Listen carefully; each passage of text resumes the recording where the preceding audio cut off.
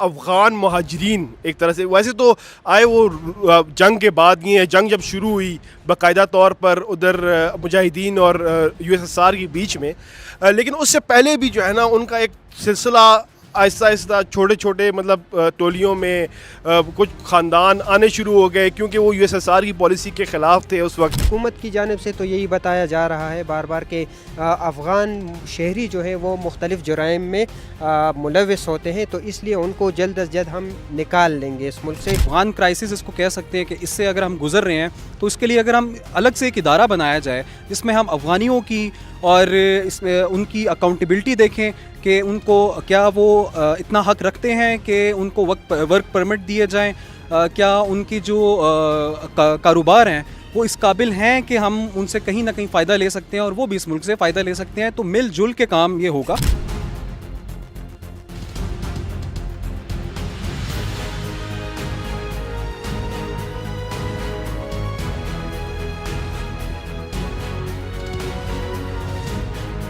आज़ाद digital से मैं हूं आपके साथ ज़ाहिर महमूद। नाज़रीन, आजकल अफ़गान महाजरीन का जो मसला है वो बहुत ज़्यादा हाईलाइट हुआ जा रहा है। ये 31 जुलाई 2024 को इनको डेडलाइन दी गई थी कि वो पाकिस्तान को छोड़ें और अपने मुल्क में जाएं, क्योंकि उनके मुल्क में भी एक निज़ाम हुकूमत जो है वो तरतीब दिया जा चुका है। मगर फिर उनको 1 साल की रिलैक्सेशन दी गई। जब वो 1 साल की रिलैक्सेशन भी ख़त्म हो गई तो मज़ीद 2 माह उनको मोहलत दी गई कि आप अपने मामला ठीक कर लें। और अब जब क्रैकडाउन हुकूमत ने शुरू किया और अफ़गानियों को यहाँ से निकालना शुरू किया है तो बहुत सारे ऐसे मसाइल सामने आना शुरू हो गए हैं कि जिन्हें देख कर आम शहरी जो हैं वो भी परेशान हैं। मिसाल के तौर पर बहुत सारी अफ़गानी लड़कियाँ जो हैं उनकी शादियाँ पख्तूनों के साथ या पाकिस्तानी शहरियों के साथ हो चुकी हैं, या बहुत सारे अफ़गानी जो लड़के हैं उनकी शादियाँ भी यहाँ पर मुख्तलिफ़ कबाइल में हो चुकी हैं और उनके बच्चे भी हैं। तो अदालतों ने इस हवाले से 6 माह का उनको टाइम दिया है कि आप इन 6 माह में अपने मामलात को सार्ट आउट करें, और जो अफ़गान लड़कियाँ यहाँ पर ब्याही हुई हैं उनको वापस अफ़गानिस्तान जाना होगा, और जो अफ़गान लड़के यहाँ पर ब्याहे हुए हैं वो यहाँ की ख़वातीन को छोड़कर वापस मुल्क में अपने जाएंगे। और इस तरह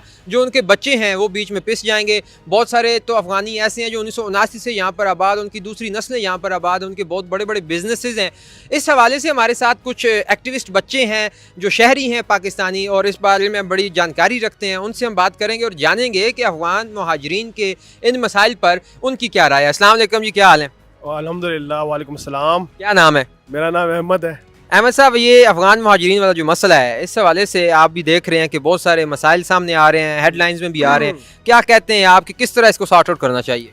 देखें ज़ाहिर भाई, 1970 से जब से जो है ना रूस अफ़गानिस्तान में आया ना, उसके बाद से अफ़गान महाजरीन एक तरह से वैसे तो आए वो जंग के बाद ही है। जंग जब शुरू हुई बाकायदा तौर पर उधर मुजाहिदीन और यूएसएसआर के बीच में, लेकिन उससे पहले भी जो है ना उनका एक सिलसिला आहिस्ता आहिस्ता छोटे छोटे मतलब टोलियों में कुछ ख़ानदान आने शुरू हो गए, क्योंकि वो यूएसएसआर की पॉलिसी के ख़िलाफ़ थे उस वक्त, और जो खल्क हुकूमत थी उसके ख़िलाफ़ थे। तो वो उसके बाद जो है उनका एक सिलसिला शुरू हुआ 1979 के बाद ना। बाकायदा एक पूरा का पूरा एक 10-15 मिलियन अफ़गान जो हैं वो पाकिस्तान में आए, इधर उनको सेटल किया गया, जनज़िया के दौर में इधर सेटल किया गया। फिर उसके बाद ज़ाहिरी बात है उनके जो है उनके बच्चों ने इधर पढ़ा, उधर इन्होंने कारोबार शुरू किया, बाकायदा हमारी मईशत के अंदर जो है उनकी कंट्रीब्यूशंस थी, और फिर उनकी शादियाँ हुई इस जगह पर। अब जिस तरह आप बता रहे हैं ना कि शादियों का मसला है कि ख़वातीन इधर शादी हैं और उनके मर्द जो है वो पाकिस्तानी शहरियों के साथ जो है उनकी शादी हुई हुई है। तो मेरे ख़्याल में हुकूमत को देखना चाहिए, क्योंकि दुनिया में होता है कि जिस जगह का कोई नेशनल होता है तो उसके साथ मैरिज हो जाए तो वो जो मैरिज वाला जो होता है उसको नेशनलिटी मिल जाती है दूसरे जो कपल को। मतलब उसके साथ होता है ना कि अगर शौहर है उसकी बीवी अगर अफ़गानी है तो उसको पाकिस्तानी नेशनलिटी मिलनी चाहिए, और अगर कोई जो है वो शौहर उसका जो है वो अफ़गानी है तो उसको भी पाकिस्तानी नेशनलिटी मिलनी चाहिए, और इधर कंपलसेट करना चाहिए, कानून साजी करनी चाहिए। फिर इधर कारोबार है उनको रेगुलराइज करना चाहिए, उनको बाकायदा इस जगह पे वर्किंग वीज़े परमिट जो है वो जारी करनी चाहिए, उनको जो है बाकायदा कौमी दायरे में लाना चाहिए, ताकि क्योंकि इधर उनका अरबों खरबों का कारोबार है अफ़गानियों का, और बहुत बड़ी जो है ना वो मईशत के अंदर इस वक्त कॉन्ट्रीब्यूशन कर रहे हैं मुल्क के। और देखें एक इंसानी वो भी है, बिल्कुल हम कहेंगे, क्योंकि इस जगह पे काफ़ी इवन यहाँ पंजाब में नहीं KBK के अंदर भी ये रिजर्वेशन होती थी अफ़गानों के हवाले से कि वो काफ़ी जराइम में मुलविस है, स्मगलिंग से लेकर जो है दहशतगर्दी, डकैती और मुख्तलिफ इस तरह के जो है संगीन जराइम में मुलविस हैं। लेकिन उसके बावजूद भी जो है आप पाँचों उंगलियां बराबर नहीं होती ज़ाहिर भाई। ठीक है, बहुत बहुत शुक्रिया अहमद नईम, आपने बड़ी अच्छी गुफ्तगू की सवाल से। मैं आपसे भी ज़रा कुछ जानना चाहूँगा कि मुझे ये बताएं कि अफ़गान मुहाजिरीन को निकालने के लिए इतनी जो उजलत से काम लिया जा रहा है, आपको क्या लगता है कि क्या वजह है इसके पीछे, क्यों इतना उनको अल्टीमेटम दिया गया कि आप जल्द अज जल्द मुल्क को छोड़ दें? अल्टीमेटम जैसे आप कह रहे हैं कि जल्द अज जल्द, तो ये तो जल्द अज जल्द नहीं है, क्योंकि साल पहले भी इनको कहा गया था कि आप अपने कारोबार समेटें और अपने जो आपके मामलात हैं वो यहाँ ख़त्म करें और वहाँ चले जाए। तो मुझे तो नहीं लगता कि ये इतनी जल्दी है।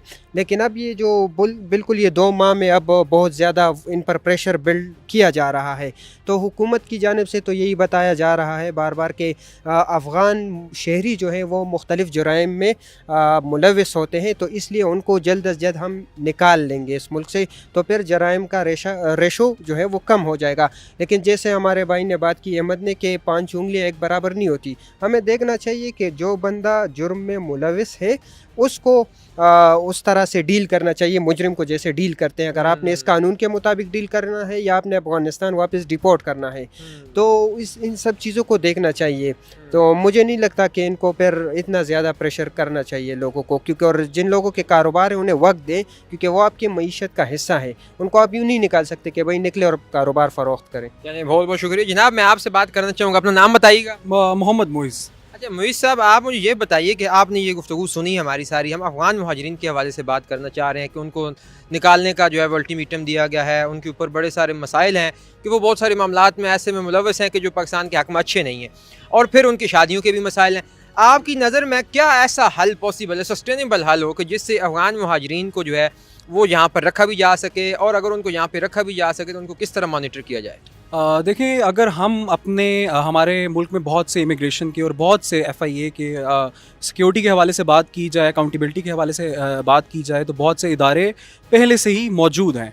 लेकिन अगर आज के दौर में हम अफ़गान क्राइसिस इसको कह सकते हैं कि इससे अगर हम गुज़र रहे हैं, तो इसके लिए अगर हम अलग से एक इदारा बनाया जाए जिसमें हम अफ़गानियों की और इसमें उनकी अकाउंटेबिलिटी देखें कि उनको क्या वो इतना हक़ रखते हैं कि उनको वर्क परमिट दिए जाएँ, क्या उनकी जो कारोबार हैं वो इस काबिल हैं कि हम उनसे कहीं ना कहीं फ़ायदा ले सकते हैं और वो भी इस मुल्क से फ़ायदा ले सकते हैं। तो मिलजुल के काम ये होगा, ठीक है। अगर हम ऐसे ही अदारे बनाएं, ऐसी रेगुलेटरी बनाएं ताकि इन लोगों के लिए भी मसले और परेशानियां हल हो सकें और हमारी स्टेट की भी मसले और परेशानियां हल हो सकें। मैं एक बात करना चाहूँगा कि कियानी साहब ने बात की कि एक इदारा, इस हवाले से एक इदारा भी है अफ़गान कमिश्नरेट जिसको कहते हैं, और उधर जो है वो अफ़गानों के मसाइल पर बात होती है और होता है, लेकिन वो आजकल करप्शन की अमाजगाह बन चुकी है।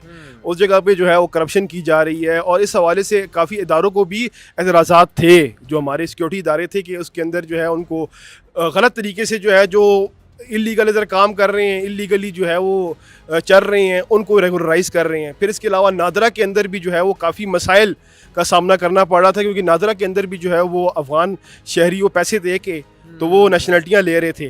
तो वो मेरे ख़्याल में इनकी बात बिल्कुल ठीक है, और एक प्रॉपर जो है उसको सही तरीके से एक प्रॉपर इदारा जो है एक बनाना की ज़रूरत है। उसी अफ़गान जो उमूर के हवाले से अफ़गान कमिश्नरेट जो बनाया गया है बाकायदा, कि वो उसको बेहतर किया जाए ताकि वो काम करे, क्योंकि एक बहुत बड़ा हिस्सा है पाकिस्तानियों के बाद सबसे बड़ा हिस्सा जो है ना बग़ैर मुल्कियों का इधर जो मतलब कि वो अफ़गानियों का है, और बहुत बड़ी वो कंट्रीब्यूशन कर रहे हैं मईशत के अंदर। कारोबार आप देखेंगे हर जगह, हर गली मोहल्ले में आप देखें कोई ना कोई आपको एक ना एक कारोबार अफ़गानी का मिलेगा। और उसके बाद जो है इन्होंने, क्योंकि जब गवर्नमेंट ने इनको प्रेशराइज़ किया, ये निकले इधर से, तो वो जो है फिर लोगों ने उनकी जाके उस पर कारोबार पे कब्जे किए, और ये गलत बात है। ये गलत बात है। तो नाज़रीन, असल में मामला वही है, ये सब अब आप यही बात करना चाह रहे हैं कि कानून साजी होनी चाहिए, और ये जो इतनी बड़ी तादाद में अफ़गान मुहाजिरीन अरसा दराज से पाकिस्तान में मुकीम है, अब तो उनकी नस्लें यहाँ पे आबाद हो चुकी हैं, इतने बड़े बड़े कारोबार फैल चुके हैं